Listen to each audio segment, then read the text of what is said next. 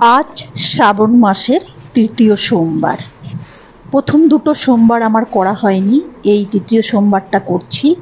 এটা হচ্ছে আমাদের আদি বাড়ি, যেখানে প্রতিষ্ঠিত শিবের মন্দির আছে, সিংহাসনে ঠাকুর আছে, মা আছে, সব ঠাকুর আছে, লক্ষ্মী আছে। আমি আজকে এখানে এসেছি শিবের মাথায় জল ঢালতে। যথারীতি উপোস করেছি, উপোস করেই ঠাকুরের মাথায় জল ঢালছি।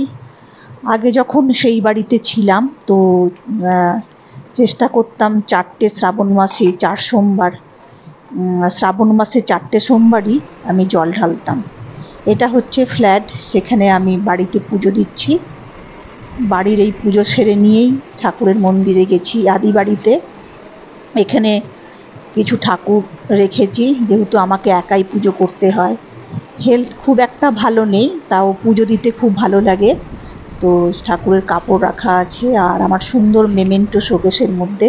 আলাদা করে সিংহাসন বানানো হয়নি, কারণ ফ্ল্যাট যেহেতু, ফ্ল্যাটে ঠাকুর রাখার জন্য যেটা মন্দির দরকার সেটা নেই।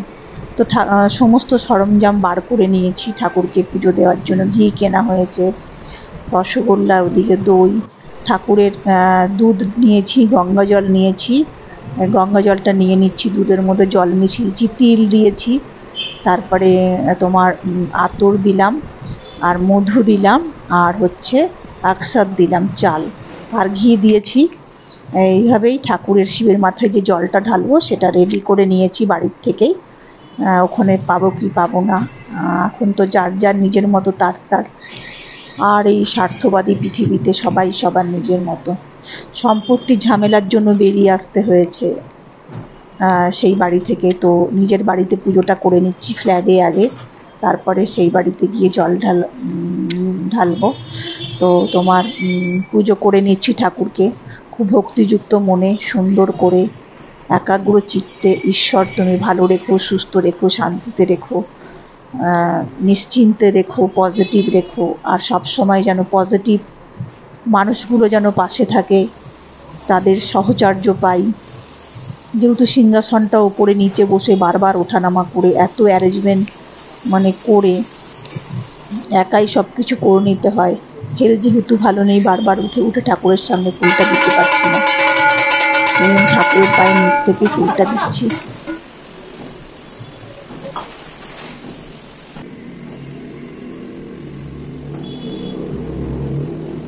ধুনোটা ধরিয়ে নিয়ে সেটা দিয়ে আরতি করছি ঠাকুরকে খুব ভক্তি সহকারে।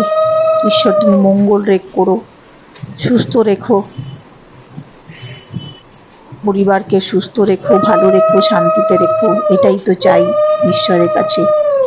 আর নিজের শক্তি দিয়ে যেটুকু অর্থ উপার্জন করব, সেটা সেই শক্তি, সেই বুদ্ধি, জ্ঞান তুমি দিও, সুস্থ জীবন যাপন করতে পারি। আমাদের এই পৃথিবীতে এখন ভীষণ অস্থির পরিস্থিতি, যেখানে সবাই নিজের স্বার্থ নিয়ে ব্যস্ত, আর নিজের নিয়ে সবাই ব্যস্ত। আর সমাজের এই যে অবক্ষয়, আমরা কলিযুগ বলি, হ্যাঁ, এখানে শুধু সমস্ত কিছু খারাপ খারাপ খারাপ চোখে দেখছি।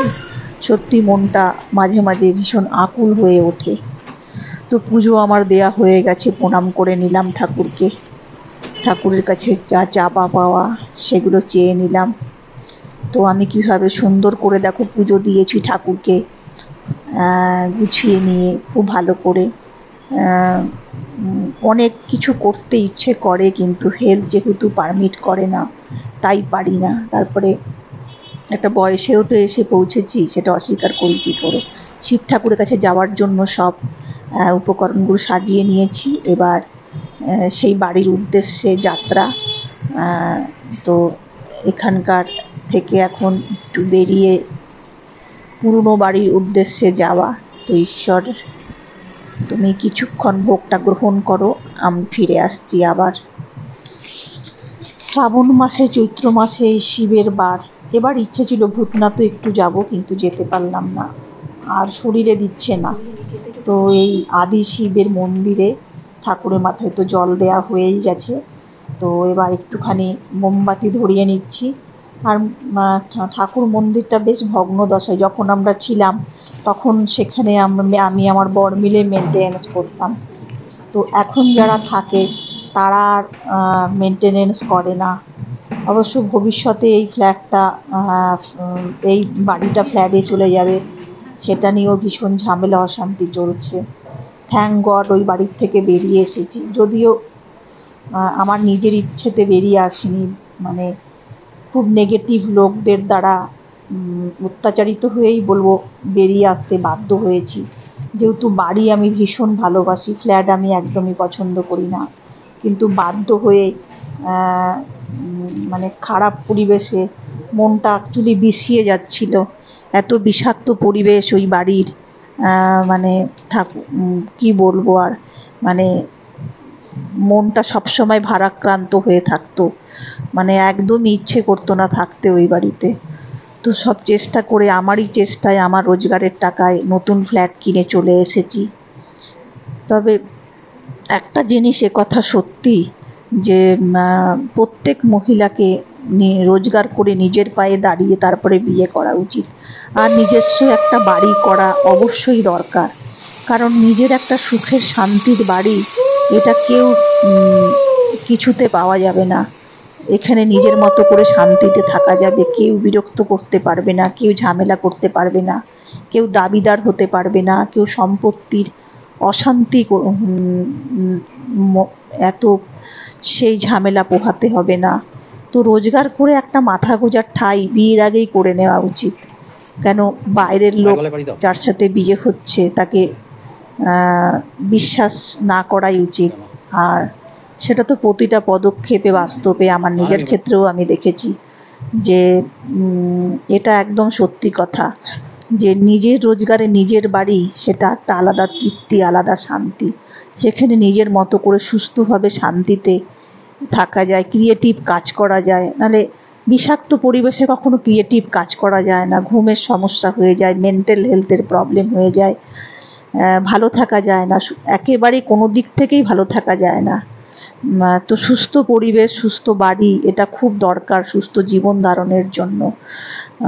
মা বাবারা অতিরিক্ত অবুঝ ছিল বলে এরম একটা ব্লান্ডার আমার সাথে করে ফেলেছে। নিজের ইচ্ছের বিরুদ্ধে এই বিয়ে, অপছন্দের জায়গা থেকে। কারণ এত বড় জয়েন্ট ফ্যামিলি কোনো দিনই পছন্দ করি না আমি। আর তবে মানুষ যদি ভালো হয় সেটা ঠিক। অনেকে বলে লাভ ম্যারেজ করে বিয়ে করে, দেখে শুনে বিয়ে করে ভালো হয় না, লাভ ম্যারেজ করেও দেখে বিয়ে ভালো হয় না, তো নিজে দেখে বিয়ে করলেও ভালো হয় না। তো এই ধারণাগুলো একদম ভুল। অ্যাকচুয়ালি যার সাথে বিয়ে হচ্ছে সে মানুষটা কেমন, সে কতটা ভালো, কতটা পজিটিভ, কতটা শিক্ষিত, এটাই ডিপেন্ড করে। তা না হলে কোনো পুরুষের সাথেই সংসার করা সম্ভব নয়।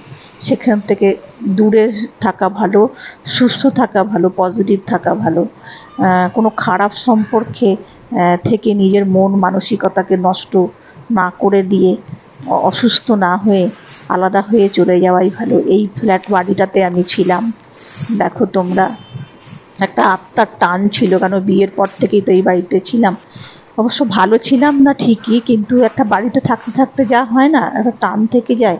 এই সুন্দর মন্দির, এখানে পুজো দিতাম, বেশ ভালো লাগতো। তো আজকের মতো এখানেই, তোমরা ভালো থেকো, সুস্থ থেকো।